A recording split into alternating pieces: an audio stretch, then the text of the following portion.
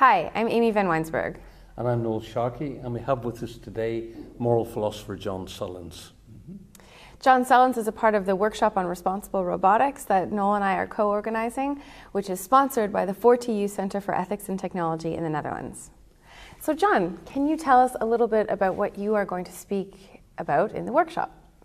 I'm going to bring up the fact that it's very difficult with robotic systems to completely understand where their motives are coming from, given the fact that technology can be has so many layers to it. The programming has so many layers to it. So, as a simple example, I'll talk about the VW case. Even though the VW case doesn't deal with an autonomous car, it deals with a subsystem which is very robotic. It tries to sense when it's being tested, and then alter the emissions of the car just during the test, and then pollute like crazy after the test. And so this is what really bothers me about this is people who buy this vehicle are trying to be environmental, let's say, but the technology itself defeats that. It has its own hidden values. And so once we move to autonomous cars and other types of robots, there's going to be so many opportunities for the manufacturers of the vehicle to put in values that may be counter to what the people who buy the vehicles are interested in.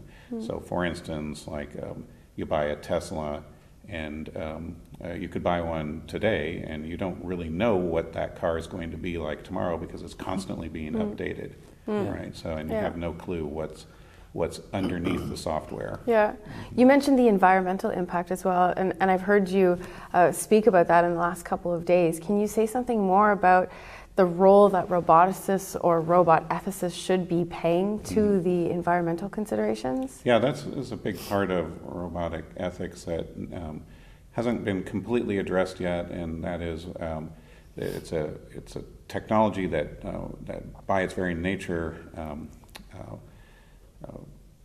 becomes obsolete very quickly. So what are we going to do with these technologies? Can we find better ways of building so that we have uses for the machines that are no longer useful, because things are going to change so fast and so rapidly. We're going to produce all kinds of e-waste. Yeah.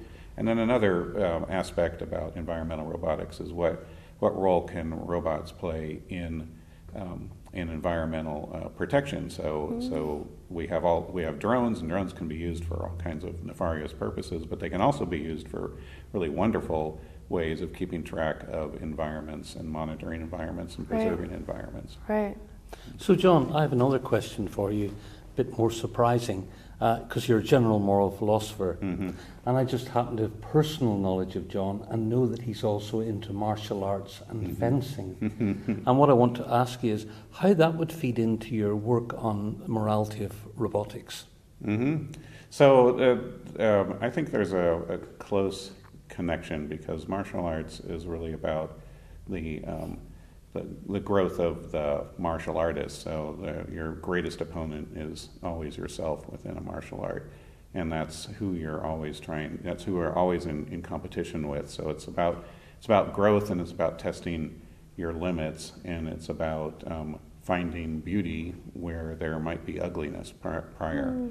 And so this same thing happens within robotics.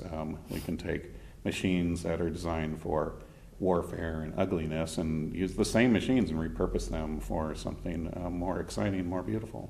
Okay, well, thank you very much, John, and thank you for watching.